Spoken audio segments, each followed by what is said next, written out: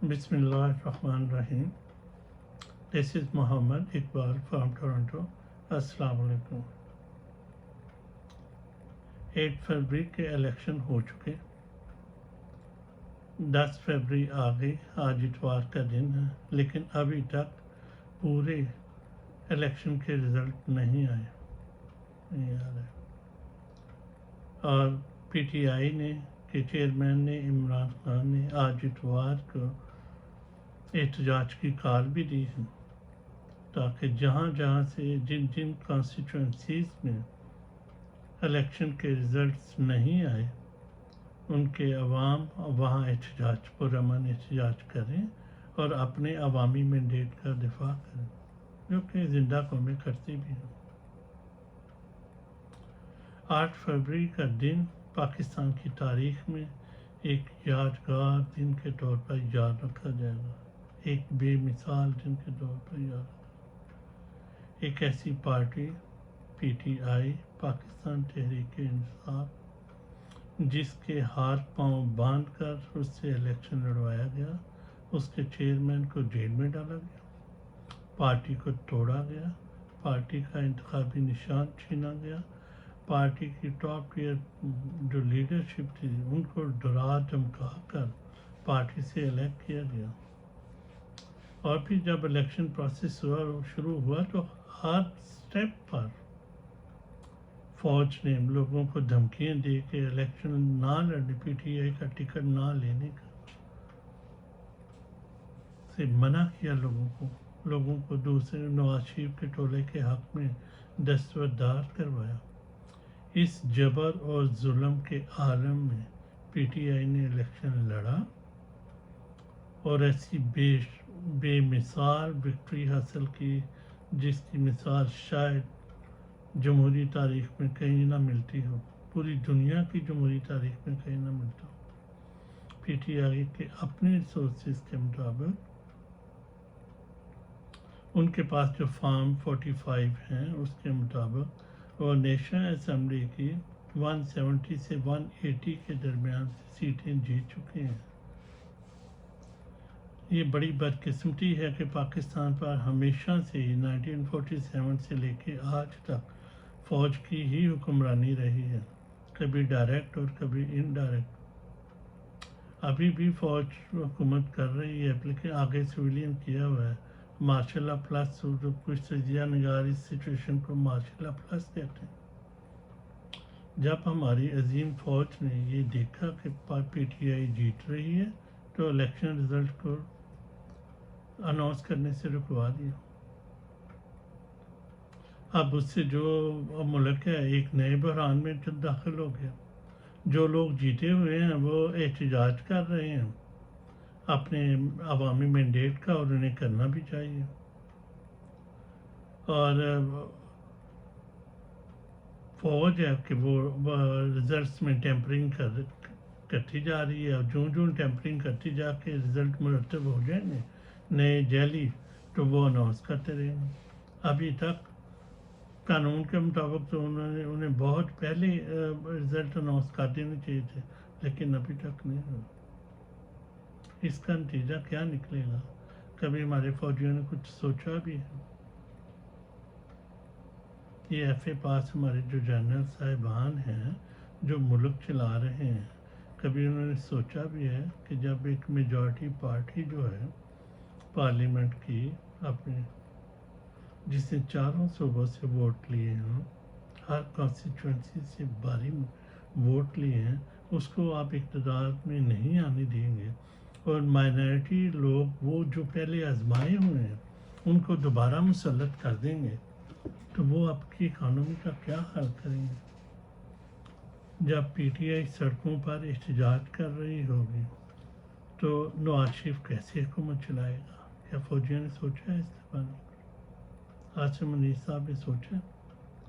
اور دنیا کا وہ کون سا فارن انویسٹر ہے جو پاکستان میں آئے گا اور آ کے انویسٹمنٹ کرے گا اور ہماری اکانومی کو اٹھائے گا؟ کچھ سوچا ہے اس کے بارے میں؟ میں تو ایک تجویز دوں گا کہ جو کاکول اکیڈمی ہے ہماری جو فوجی اکیڈمی ہے وہاں پولیٹیکل سائنس بھی پڑھائی جائے تاکہ کم از کم ہماری جو جنرل صاحبان ہیں وہ ٹرینڈ ہو کر کے تو نکلیں، انہیں پولیٹیکل سائنس سمجھ آئے، اکانومی کی سمجھ ہو، ہمارا ایک مسئلہ حل ہو۔ اگر جنرلوں نے ہی ملک چلانا ہے، فوج نے ہی چلانا ہے، تو کم از کم انہیں چلانا تو آنا چاہیے۔ یہ تو نہ ہو کہ جو آپ کے اکانومی کا حال پچھلے 22 ماہ میں اس نواز شریف شہباز شریف ٹولے نے جو پاکستان کی اکانومی کا حال کیا ہے، وہ ان کو آپ دوبارہ مسلط کر رہے ہیں تو وہ کیا کریں گے؟ کوئی مجھے سمجھا دے کیا بہتری کریں گے وہ؟ ساری دنیا کو پتہ ہے کہ جنرل صاحب اگلے 3 سال کی ایکسٹینشن چاہتے ہیں، اس کے لیے وہ اس ٹولے کو مسلط کرنا چاہتے ہیں۔ پاکستان کا سوچیں، یہ 25 کروڑ عوام کا ملک ہے، یہ ایک بہت بڑا خواب ہے، یہ اقبال کا خواب ہے، یہ جناح کا خواب ہے۔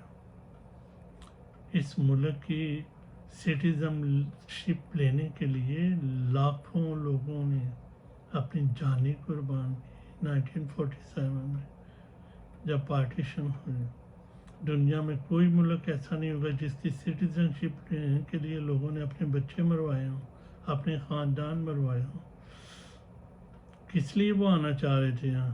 اس لیے آنا چاہ رہے تھے کہ یہاں جنرل فوجی جرنیل حکومتیں کریں، وہ اس لیے آنا چاہ رہے تھے اور آئے تھے ہمارے باوجود، تاکہ ہم ایک اسلامی فلاحی ریاست بنائیں پاکستان کو ایک فلاحی ریاست مدینہ کی طرز کی ریاست بنا کر دنیا کے سامنے مثال پیش کریں کہ یہ ہوتی ہے اسلامی فلاحی ریاست۔ ہمارے جرنیل صاحبان سے ریکویسٹ ہے کہ وہ پاکستان کا سوچیں، پاکستان کی عوام کا سوچیں، اور جلد از جلد اپنے الیکشن کے جو رزلٹ ہیں ان کو اناؤنس کریں، حکومت سازی کا عمل مکمل ہونے دیں۔ آپ جو فوجی چاہتے ہیں اگر وہی ہو گیا، نواز شریف کی حکومت آ گئی تو جو 22 ماہ پہلے انہوں نے حکومت چلائی ہے ویسے ہی اب چلانی ہے انہوں نے۔ ان کے آپ کیا نواز شریف نے جینیس بن جانا یا شہباز شریف نے جینیس بن جانا؟ تو ملک کی اکانومی کا یہی بڑا غرق ہوگا۔ تو پھر کیا ہو سکتا ہے؟ میں بتا دیتا ہوں کیا ہو سکتا ہے۔ پاکستان کی اکانومی پہلے ہی بیٹھی ہوئی ہے، اوپر سے جب پی ٹی آئی سڑکوں پر احتجاج کر رہی ہوگی تو کوئی انویسٹر ادھر منہ نہیں کرے گا پاکستان کی طرف، تو اکانومی بیٹھ جائے گی، ایکسپورٹ بیٹھ جائے گی۔ پاکستان کی جو انٹرنیشنل اوبلیگیشنز ہیں ان کو پے کون کرے گا؟ اس کو بیل آؤٹ کرنے کے لیے ہمیں بہت منی چاہیے ہوگی، اور فوج کا بجٹ پورا کرنے کے لیے، ملک کو چلانے کے لیے پیسہ کدھر سے آئے گا؟ ظاہر ہے پھر ہمیں دوبارہ IMF کے پاس جانا پڑے گا، اور وہ پیسہ ہمیں دیں گے تو کیا وہ مفت دے دیں گے؟ نہیں، وہ مفت نہیں دیں گے، وہ اپنی شرائط پہ دیں گے۔ اور مجھے خطرہ ہے کہ پاکستان کو شاید اپنے نیوکلیر پروگرام پہ کمپرومائز کرنا پڑ جائے، اور یہ بڑی بدقسمتی کا دن ہوگا اس کے لیے۔ ایک جنرل آصف منیر صاحب نے اپنی ایکسٹینشن کے لیے ملک کو اس داؤ پہ لگا دیا کہ پاکستان کو کہیں کمپرومائز نہ کرنا پڑ جائے۔ اگر یہ نہیں کمپرومائز کرنا پڑتا تو دوسرا ورسٹ کیس سینیریو کیا ہو سکتا؟ سوویت یونین کی مثال ہمارے سامنے ہے، اس کو کیا ہوا؟ اس کو کسی بیرونی پاور نے آ کے نہیں توڑا، اس کی اکانومی بیٹھ گئی، وہ اپنے بوجھ کے نیچے بیٹھ گیا اور ٹوٹ گیا۔ اور جو یہ فوجی ٹولے کو سمجھ کیوں نہیں آ رہی ہے، ان کے دماغ میں کیا بھرا ہوا ہے، اس کا کوئی انالیسس کرنا چاہیے ہمیں۔ آپ دیکھیں، آپ میجارٹی پارٹی کے عوامی مینڈیٹ کی توہین کر کے اور نواز شریف کو جب مسلط کریں گے تو فیڈریشن کو کیا پیغام جائے گا؟ پاکستان کی فیڈریشن کو، پاکستان کی فیڈریشن کی اکائیاں یہ سمجھیں گی کہ جمہوری طور پہ ہمارے مینڈیٹ کو یہاں تسلیم نہیں کیا جاتا، اس کے دور رس نتائج نکلیں گے، آج نہیں، فی الحال نہیں، لیکن کل کو، 10 سال بعد، 15 سال بعد۔ آج کا یہ جو فوجی کر رہے ہیں، عاصم منیر صاحب کر رہے ہیں، جس طرح عوامی مینڈیٹ کی توہین کر رہے ہیں، آج سے 10 سال بعد شاید پاکستان ایک اور سکوتے ڈاکہ کا شکار ہو جائے۔ فیڈریشن کی ایک اکائی کہے کہ میں اس فیڈریشن میں نہیں رہتی کیونکہ یہاں عوامی مینڈیٹ کو نہیں مانا جاتا۔ آپ یہ کیا بیج بو رہے ہیں عاصم منیر صاحب؟ پاکستان کی عوام کا سوچیں، 25 کروڑ عوام کا سوچیں اور صحیح فیصلہ کر کے فوراً ملک کو انارکی سے نکالیں۔ اب آپ کا سامنا بنگالیوں سے نہیں ہے، آپ کے سامنے پشتون لوگ ہیں جن کی روایت ہے، وہ اسلحہ رکھتے ہیں اپنے پاس، دوسری طرف BLA والے پڑے ہیں۔ پنجاب میں نفرت کے آپ نے طوفان کریٹ کیے ہوئے ہیں آپ کے خلاف، تو کیسے ایک فوج سروائیو کر سکتی ہے اپنی عوام سے لڑ کے؟ آپ اپنی عوام سے کیسے جیت لیں گے؟ کیسے جیت سکتے ہیں؟ اگر آج آپ عوامی مینڈیٹ کو تسلیم کرتے ہیں، PTI کو حکومت بنانے دیتے ہیں، تو یہ آپ کی شکست نہیں ہوگی، یہ آپ کی بھی فتح ہوگی، پاکستانی فوج کی فتح ہوگی، پاکستانی فوج کا عزت اور وقار بڑھ جائے گا، آپ کا عزت وقار بھی بڑھ جائے گا۔ پاکستانی اپنی عوام کے سامنے جب آپ سرنڈر کریں گے تو عوام آپ کو اپنے سر پر بٹھا لیں گے۔ جب آپ دشمن کے سامنے سرنڈر کرتے ہیں تو ذلت تب ہوتی ہے۔ یہ بات اپنے جرنیلوں کو سمجھ کیوں نہیں آ رہی؟ صرف اپنی ایکسٹینشن کے لیے، یا اپنی جو فوج نے اپنی بزنس امپائر کھڑی کی ہوئی ہے، کہ فوج کا کیا کام ہے کہ یہ کنزیومر پروڈکٹ پہ کام کرے، اپنے بزنس امپائر بنائے؟ اس کا کیا کام ہے؟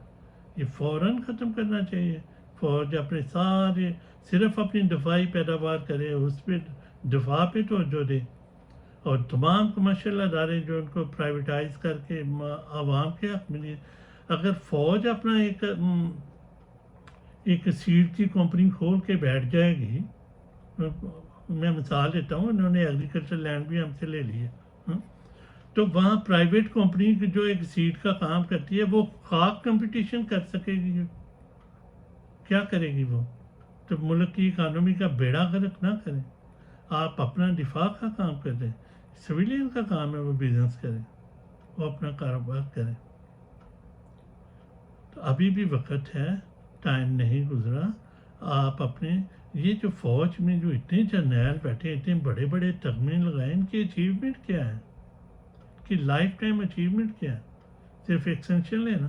یہ جنرل کو عاصم منیر کو سمجھاتے کیوں نہیں ہے کہ بھائی صرف اپنی ایکسٹینشن کے لیے اپنے ملک کے مفاد سے نہ کھیلو، 25 کروڑ عوام سے نہ کھیلو، ملک انارکی میں چلا جائے گا۔ اگر انارکی میں گیا، KPK میں لوگوں کے پاس اسلحہ ہے، اگر وہ وہاں کوئی خانہ جنگی نہ ہو جائے، یہ خطرہ بڑھتا جائے۔ جتنا آپ ڈیلے کرتے جائیں گے، جتنا آپ عوامی مینڈیٹ کی توہین کریں گے، تو وہاں تو ملک کو آپ جان بوجھ کر خانہ جنگی کی طرف دھکیل رہے ہیں۔ پاکستانی عوام کی میچورٹی کا حساب لگائیں، انہوں نے پچھلے 22 ماہ میں جب سے عاصم منیر صاحب آئے ہیں، اس کا سارا ظلم سہا ہے۔ ارشد رشید کا قتل دیکھا ہے، عمران ریاض کی قید دیکھی ہے، ضلع شاہ کا قتل دیکھا ہے، عمران خان قید میں ہے، اس کے اوپر 200 مقدمے ہیں، لیکن پاکستان کی عوام چپ کر کے خاموش بیٹھی رہی ہے۔ پوری میچورٹی کا ثبوت دیا۔ جب الیکشن آیا تو الیکشن کے اوپر انہوں نے اپنا ووٹ کاسٹ کر کے اپنا فیصلہ دے دیا۔ اب آپ اس فیصلے کو ماننے کو تیار نہیں، اس فیصلے کی اس مینڈیٹ کی اور اس فیصلے کی توہین کرتے جا رہے ہیں۔ کچھ خدا کا خوف کریں۔ پاکستان کے عوام اپنے بیلٹ کے ذریعے ایک سافٹ انقلاب لانا چاہتے ہیں، اس کا انہوں نے فیصلہ دے دیا ہے، اور عاصم منیر صاحب آپ اس فیصلے کی نفی کر کے پاکستان کے عوام کو ایک خونی انارکی کی طرف ڈھکیل رہے ہیں.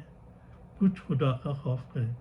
یہ جو اتنے بڑے بڑے جرنیل ہیں یہ سمجھاتے کیوں نہیں ہیں عاصم منیر کو کہ یہ نانسنس اسٹاپ کرے, اس کو شٹ اپ کال دیں, ان کو کہیں کہ رول بیک کرے اپنی ساری بل شٹ کو. اللہ تعالیٰ ہمیں حق و سچ پہچاننے کی توفیق عطا فرمائے, حق و سچ کا ساتھ دینے کا توفیق عطا فرمائے. اللہ تعالیٰ ہم سب کو آسانیاں عطا فرمائے اور آسانیاں تقسیم کرنے کا شرف عطا فرمائے. اور اللہ تعالیٰ ہماری فوج کو بھی صحیح فیصلے کرنے کی توفیق عطا فرمائے. پاکستان زندہ باد. خدا حافظ.